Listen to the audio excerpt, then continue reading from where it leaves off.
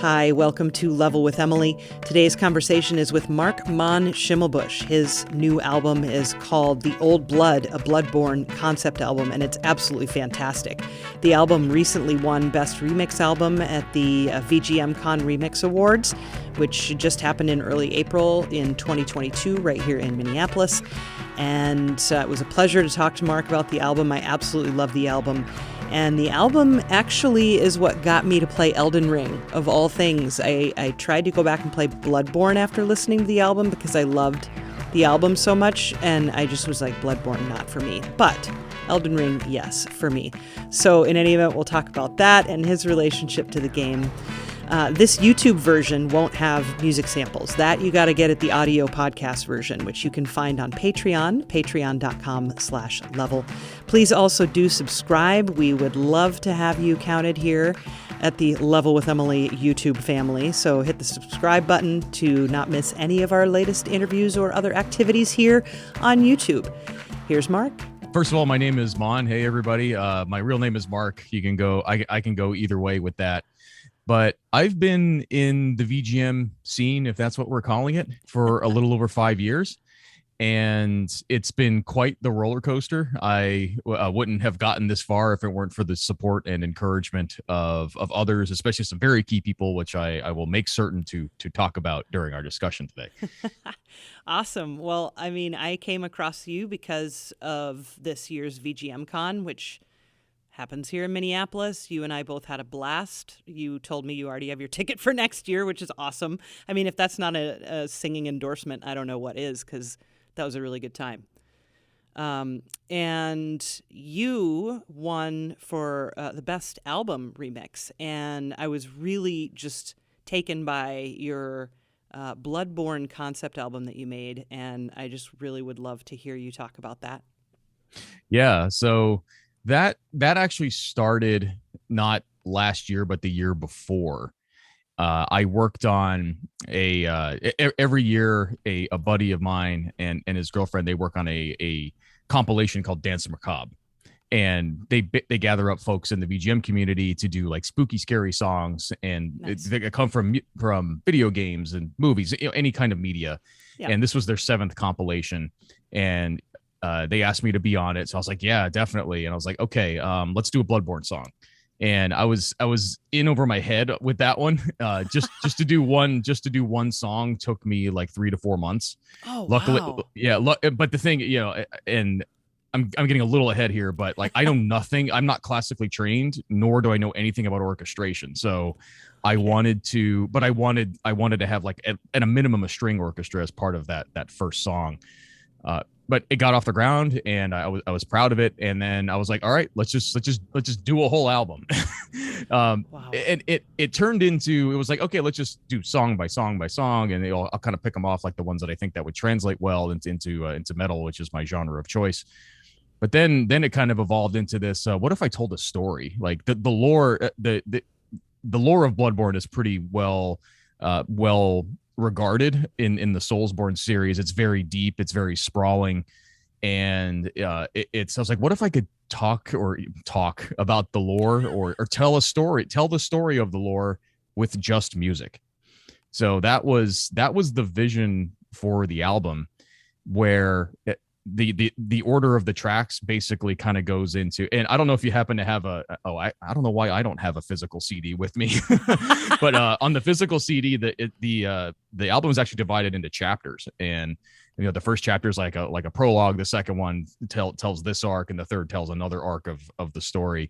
Mm-hmm. But it's almost all boss music, but they're ordered in a way to tell to like talk about a character, I guess, and a lot of them are tragic characters, which why a lot of the songs are just kind of brooding and sad. Yeah, yeah. Especially the second to the last one. Now that one can hit you in the feels. Yeah. But yeah, that was the vision, and it was, again, when I came back to the drawing board to kind of execute on that vision, I almost gave up, because I was like, okay, I've done this before. I did one song, I can do the rest. But it just got harder after that, because again, no classical training. I can't do orchestration, at least I know enough to be dangerous now, but back when I started, nothing. Yeah. And it got easier when I found out that other people had transcribed some of the songs that I was working on already into sheet music. So I was like, okay, this gives me something to work with. Yep. But then there were a bunch of other songs where there was just nothing, zero. Wow. Yeah. So I'm sitting there like pressing keys on my keyboard. It's like, am I getting this note right? And I would and then it's like, okay, I got that note right. And I was like, okay, now I need to add like a fifth or a minor third. And then I start figuring it out. And it's like, okay, I spent 15 minutes on 5 seconds. and then we keep going over and over and over. So you can imagine that it took a very long time to make this album. And somebody else, I'm sure, who has experience with this would have probably knocked it out in half the time. But then once I got past that hump and then I was like, okay, let's go with what I know. So it's like metal guitars, metal bass, metal drums, and then even some other secret sauce like vocals. I brought in some guests, which I will be sure to not forget to mention as we talk. So there's a kind of a longish answer to your question. Yeah, no, I mean, oftentimes, tribute albums like this, they come from, well, I love the music, I played the game. And, that's very obvious too, listening to your album. It's like, you definitely loved this game. So talk to me about like just your experience with Bloodborne in general. Mm-hmm. And then I'll tell you about mine. Okay, I would love to hear this. Yeah. So yeah, one of my best friends got me into Dark Souls when it came out, and I think that was 2011 now. Yeah. And that's not the first game in the series. Demon Souls is, but I eventually kind of looped back and got to that one. But he had me hooked on Dark Souls, and then when Bloodborne came out, I was like, okay, like this is the game I've always wanted. And follows the same formula, but different, more faster paced mechanics, but just like super dark and brooding, and kind of gothic, very HP Lovecraft, and it drew me in immediately. And then I'll be honest with you, the first time I played, I couldn't put the story together.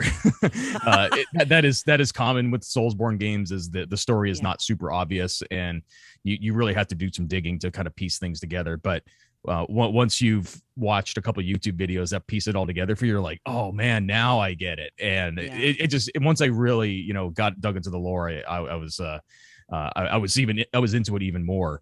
But then the music of the game is just amazing. Like it's like I said, it's mostly pretty much all the boss fights.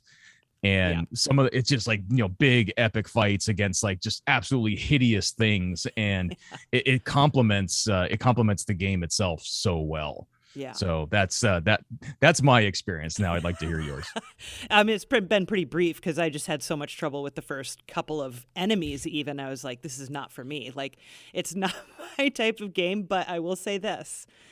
Listening to your album, and I know the music because the music is so iconic and so good from all of those games. But Bloodborne's music, I know the music, and it's so gorgeous, and all the things that you say, like this epic orchestral, just like wall of sound, like you're definitely probably gonna die kind of music, And so I've always been taken by that. And then listening to your album, I was like, I know I have it, so I'm going to try it again. So I loaded it up again a couple weeks ago, and I was like, nope. But then I was like, however, I wonder if Elden Ring would be more my style, because, the open world thing, and maybe it's a little more accessible. And so that's been my current obsession, and I'm still very early on with it, and I need like a YouTube handhold, which I've never needed for any game ever. Like, I just have it on and I just watch it because I mean it's so intimidating and scary, but man, it's absolutely wonderful. And I seriously don't think I would have got that game yet. I think I would have downloaded it eventually, but I think I got it now because of your album. So, oh, that's cool. Yeah. Yeah. Because, just knowing that you have such a connection with it, and other people too, with those games, they just really love those games. And I've wanted to be able to kind of understand that experience. And I understand it from the perspective of having that experience with other games. But, this series in particular, these games, these From Software games are just so, there's something magnetic about them, that draws me in and makes me want to try. So anyway, that's my experience with Bloodborne. And yes, Elden Ring is the new hotness, and yeah, I'm actually still pretty early into it. Like I was pretty deep into it for like the first couple weeks, but then I had to get ready for VGM Con. Yep. Yeah. It was just making sure that the other people I was playing with was all ready to go. That they knew how to play the songs that I was going to be playing, and blah blah blah blah blah blah. So I had to shelve Elden Ring for a while, and it felt good this morning to play for like an hour. Like just nice. It was almost like I picked up where I left off. So I can't make any. People like to kind of rack and stack their favorite Soulsborne games, and it's like I can't. I'm not far enough in Elden Ring to make a judgment call. But so that's off to the side. Bloodborne still number one for me. Nice. So I'd love to know a little bit more about your background then, musically. When did you start to play guitar? How did you get into music? Was guitar your first instrument? Mm-hmm. Yeah. So I think I know how to really answer this question. I listened to music when I was, up until, 10, 11, 12. But then when I got to like my teen years, I got exposed to Beavis and Butthead. So I'm probably dating myself there, but when I started watching that show, and actually it was my dad who got me into it. What a good influence he is. Yeah, right. So he got me into Beavis and Butthead, but they play music videos, and they're commenting over it, and I would hear music that I'd never heard before. And, they'd really get into stuff like Metallica and Megadeth and Pantera and AC/DC. And I was like, this stuff is awesome. And then my mom picked up the Black Album from Metallica at a flea market. So okay. that was like another thing, because I had no idea what production quality or production value was back then, but like that's a very well produced album. Like Bob Rock did it, and when I heard Enter Sandman, the first track, I was like this is my jam. And then it just grew into like, okay, what else can I get exposed to? And I'd take my allowance and buy CDs, and whatever. If I saw like a video on Beavis and Butthead, I'd be like, hey, I want the whole album that song is from. Nice. And then I picked up guitar. So I picked up guitar, and just like everybody else, I learned Stairway to Heaven. It was like my first song to learn on guitar. House of the Rising Sun was in there in the beginning, but that was just to get started. And I was like, okay, when can we do some really thrashy stuff? And then I kind of like progressively learned how to play some of the stuff that that drew me in, with a slight diversion off to Seattle grunge. Luckily most of those songs are not super technical, so at least that was a good way for me to kind of learn the basics. Sure. And then I think over the time, that's always kind of been my my core my core influences. But then I started picking up on a lot of progressive stuff later in my life. Like I got into Dream Theater and Opeth, and these days I definitely don't listen to as much new music as I used to. But these days it's things like Gojira and Meshuggah. It's kind of the lower tuned, heavier thing. But then again, like there's even some stuff. Hey, I will be the first to admit, my guilty pleasure when it comes to listening to music that's not metal is Taylor Swift. I love Taylor Swift. Super catchy. Yeah. Super catchy. She's a great singer. So yeah. You're not alone. I know some people. You said something that, I was curious too then about music production then. How did you, start tinkering around with, I don't know, recording yourself, making albums, things like that, writing? Yeah. So this is where I definitely have to start acknowledging people. So one of the first VGM bands, artists, whatever that I had ever heard was the Mini Bosses. Oh yeah. And that was like, oh wow, this is cool. Like there's a band that does this type of music.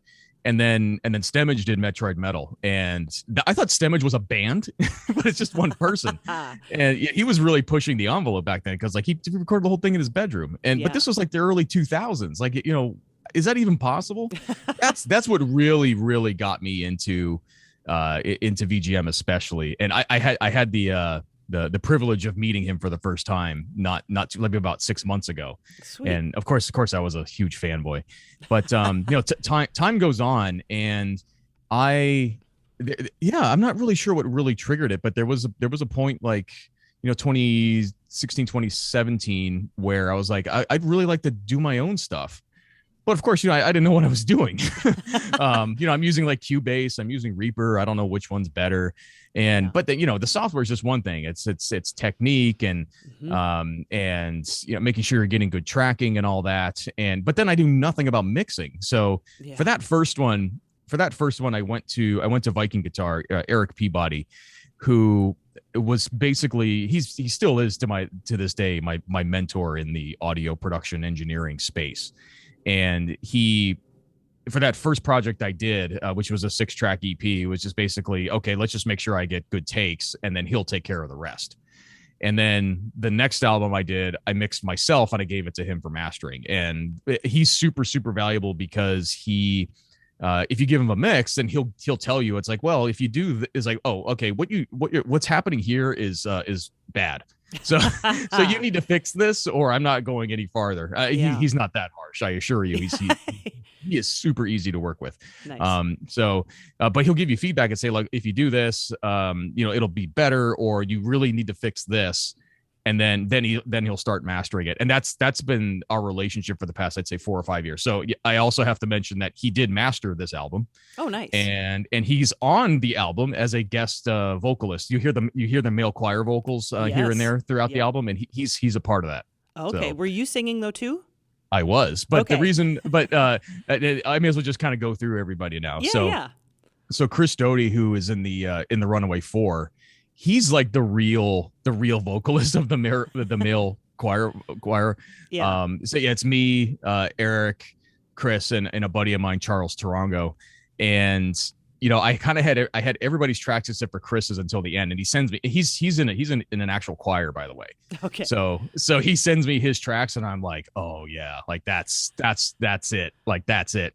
So then I start pulling the faders down on everybody else, and I start moving his up. So we're all there. Yeah. But it's mostly him. Nice. And I may as well just keep going. But Terrace Music is on this album.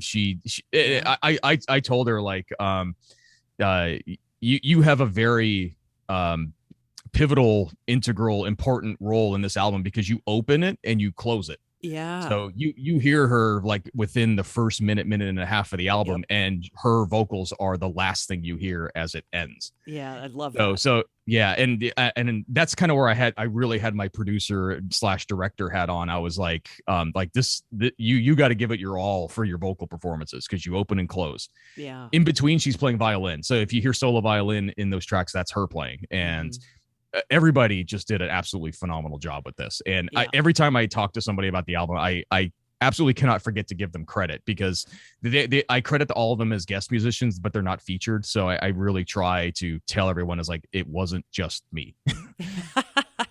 Yeah, well, it all comes together so nice. And, when you started, did you start with it sounded like you kind of started with the orchestration and then added the guitar, bass, drum situation. Is that how that went?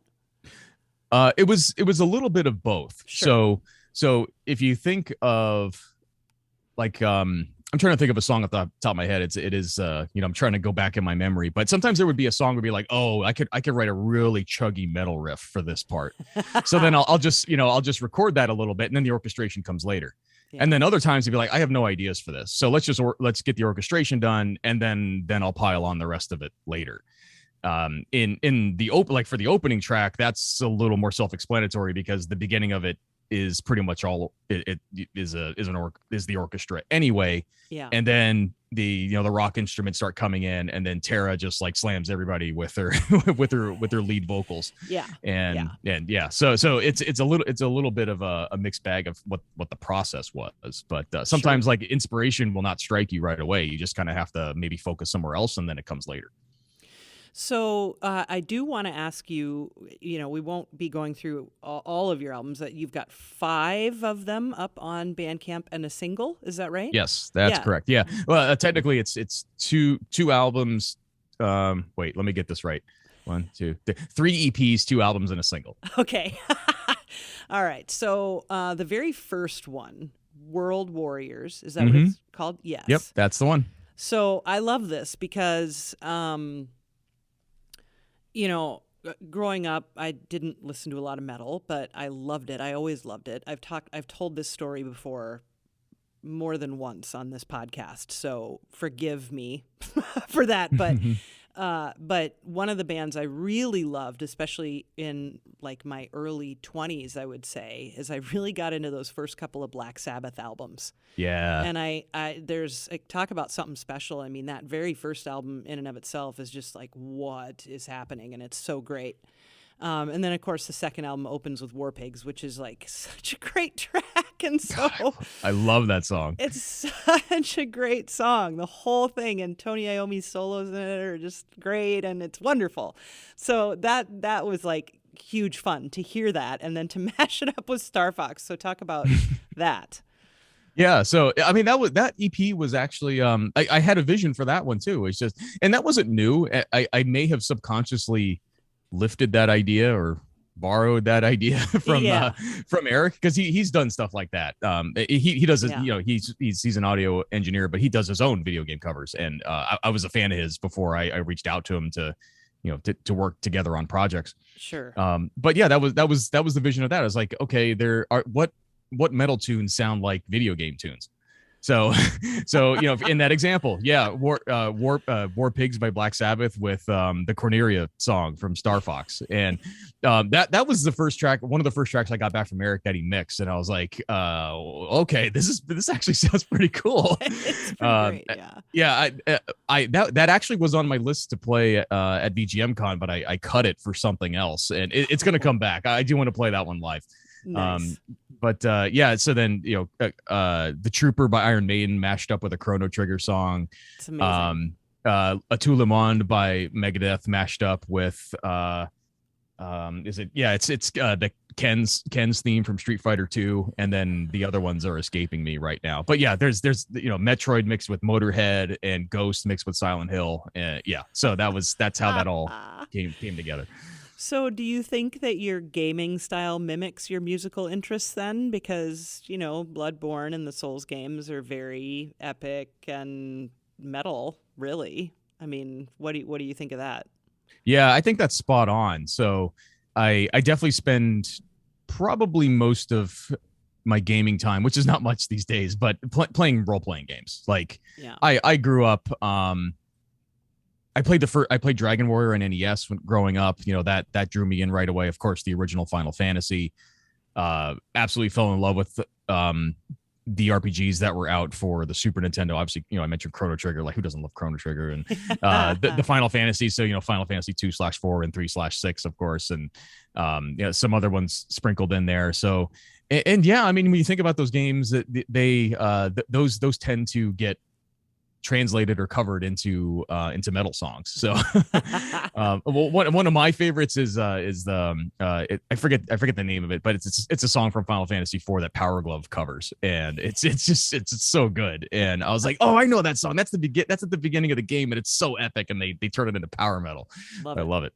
Yeah. So what are you working on right now when it comes to music? So I can only reveal so much. Sure. But yes, I am working on a single right now, which is just like I did with the Bloodborne album, is going to turn into a full album. Oh, sweet. And my goal is to get it done. Hopefully the single's out in a few weeks. We'll see where you are a week from today, as I kind of grind out some of the more kind of the table stakes parts of what's going on with it. But then the album, like, the other great thing about VGM Con was I met so many people, even people I didn't really necessarily know. Yeah. And I was like, I want to work with this person. Let's collaborate. And so I kind of built this whole Rolodex of people that I would love to collaborate with. And then even before VGM Con, I had some ideas of the tracks I wanted to do for the album. And I've started slotting some of these people. Oh, nice. for those. So it's like, this is a thing. It's going to happen. Is it going to come out this year? I really, really hope so. It's this stuff is a lot of work. But I wouldn't, I mean, I would have stopped doing it if I didn't enjoy it. And then, the other, I'm even going farther. I'm going an even another step farther. There's another album that was actually shelved. I was working on it a few years ago and I shelved it. And then I met somebody at VGM Con who I said, you know what, I think he may kind of connect with this. And so I said, I was like, hey, I have this album idea that's been sitting on the shelf, and like you could be a part of this. And I told him what it was. He was like, yes, I want that. I want to be in that. So that could be a 2023 kind of thing. So yeah. I have quite a few things kind of stacked up right now. Yeah. Hopefully everything works out, and I just keep on chugging. Now, is music your day job, Mark? It is not. No, I work in I work in tech. So you literally, this is your hobby. This is what you do in your free time. This is my hobby. So free time is music and video games. Although these days it's mostly music. Yeah. Incredible. So I guess, since you can't name anything specific that you're working on, I am curious though, when you started kind of, composing then, because I mean, yeah, talk to me about taking that step. Yeah, I think that's a scary step. Yeah. So, when I did World Warriors, that was almost all, it was already written. Like I just kind of had to figure out how to, layer a melody that already existed on top of a rhythm that already existed, as an example. Sure. Things got into the composition phase when I worked on my next release, which is Spears and Hammers. Now that essentially was, I stuck to the spirit of those songs, but then it might divert into, you might take a left turn and there'd be a section of that song that was original. So for example, I did a Song of Storms cover, because who doesn't do a Song of Storms cover? and I worked with a friend of mine to arrange it, and there was a part where I was like, okay, we're kind of following the pattern of the song, but the song itself, when you loop it, it's like a 15-20 second loop. So how do you make that interesting? So I was like, we got to write something original. So then I take the left turn and I start working on something that is actually not a part of Song of Storms. And there were some other parts of different songs where it was like, okay, let's do something original, like stick with the rhythm, stick with the time signature, but let's try something different. And I definitely did that in some of the songs on there, and I definitely got a little creative in some of the kind of the transition points and bridges in my Dr. Mario cover, which is a later release. So the thing about the Bloodborne album is the second track is almost all original. Like it borrows a couple parts from, it's an overture, so you're kind of borrowing parts from different songs. Yeah. But I didn't do that very much. Like almost that whole thing was something that I wrote, and it was when I was done with it, I was like, did I live up to the rest of these songs on this soundtrack? And I was like, the jury's out on that one. But you know what? I think we opened up pretty strong with the first two tracks, so we're good. Let's move on. So, when you are performing, I guess, like when you play at home, are you playing mostly into headphones, I assume, or are you amps out, balls to the wall? Yeah, pretty much. I do have an amp right here, which you can't see, but I'm sad to say that it's not gotten a lot of use lately. I mean, technology has just come so far that like amp sims they're great. Wow. So it's like, fire up Reaper, load up an amp sim and put my headphones on. So that most of the time, that's whether I'm coming up with ideas or I'm trying to figure out something, that's usually how I'm doing it. Mm-hmm. If I feel like it's like, all right, I want to feel my guitar in my chest, then I'll hook it up to the amp. That is an important piece of metal, I think, to feel it sometimes. Yeah. Sure. Obviously, one thing I will say is when I performed at VGM Con, that was actually the first time I performed in front of a live audience for as a VGM artist. Like the last time I performed before that was a long time ago. Oh, wow. So that was I applied to play. Austin said, "Yep, come on over and play." And I never told him that I was like I was completely green at this. Wow. And I thought, like, you know what, this is risky. Like, I'm bringing in guests and I have to teach them songs. And and my buddy Rocky, who drummed for the whole set, like, I was like, it's like, I know he can do it. He can do this set, but am I giving him enough time? And so, yeah, I worried about all these things, and luckily it all went off without a hitch. But like, when you're on that stage and you feel it, like, that's a great feeling. Oh, I bet, man. And talk a little bit more about that performance, because it's up on YouTube, so people can watch it if they didn't get a chance to see it. Yeah. Yeah.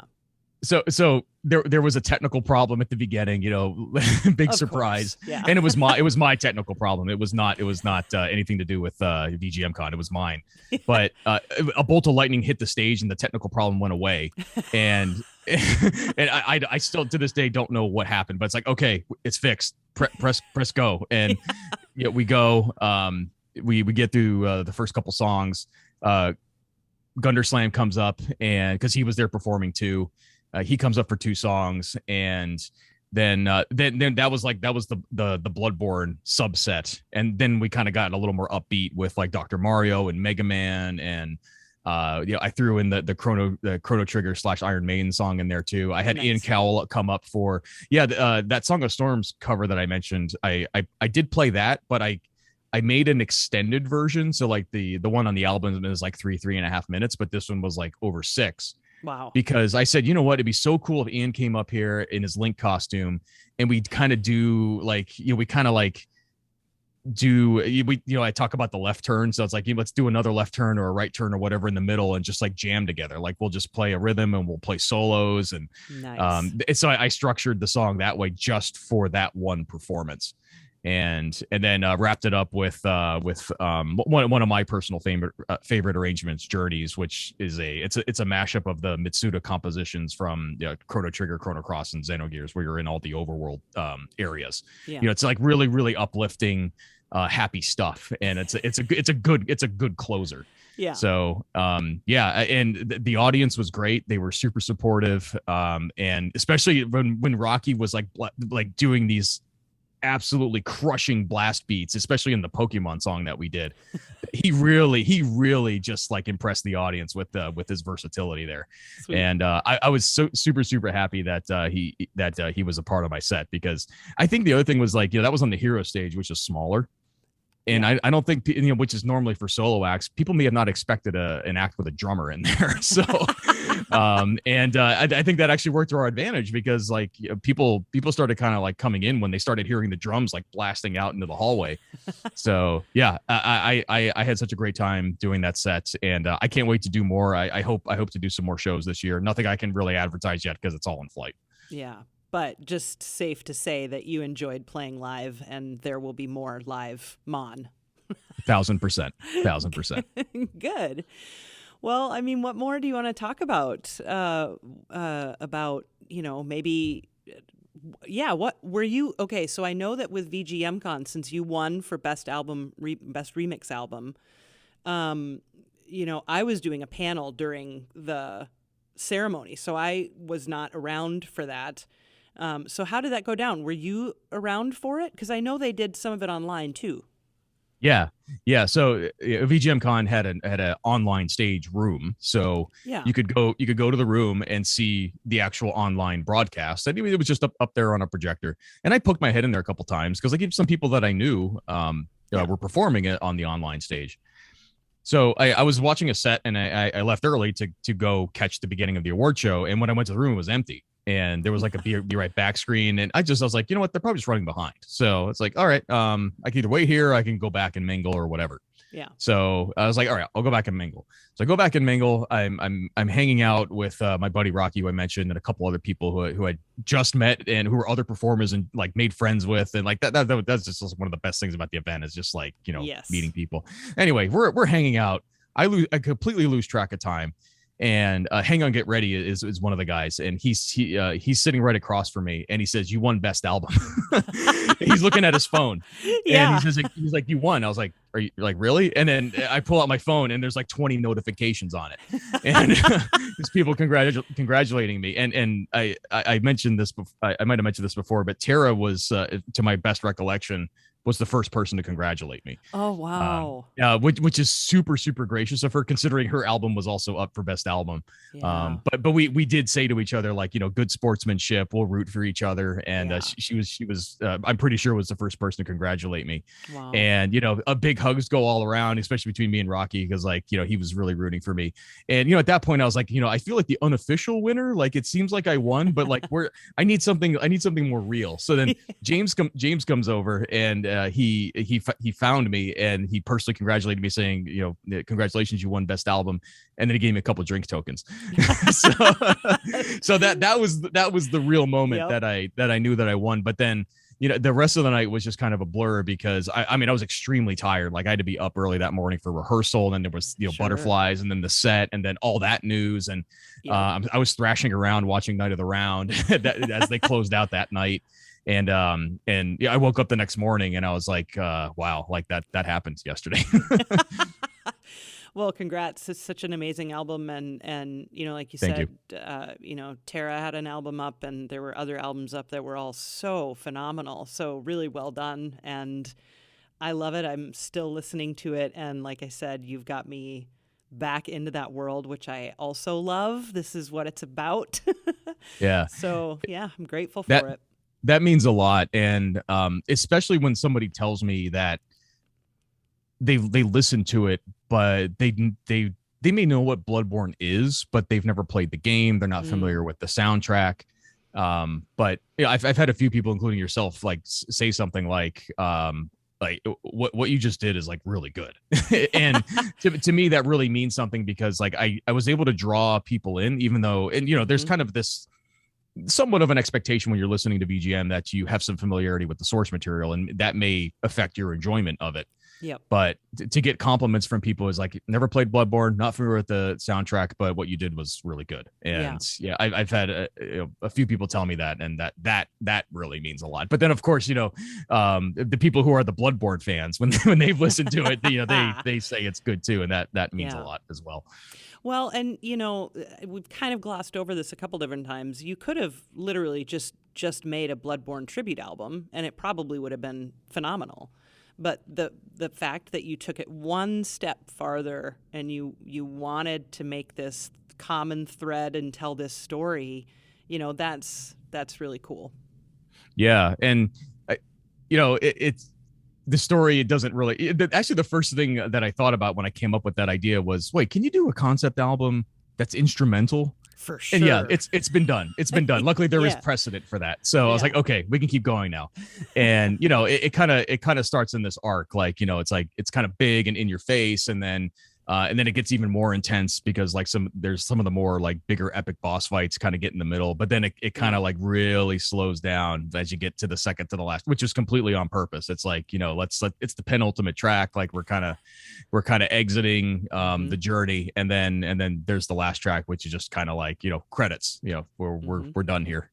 And it's just such a great listening experience. So I mean, just congrats again, man. It was really great. Thank you so much. I really, really appreciate that. Thank you. Yeah. Well, do you have anything else you want to say? I mean, let people know where to find your music. I mean, it's on Bandcamp and other places, but I mean, how do we find out more about you?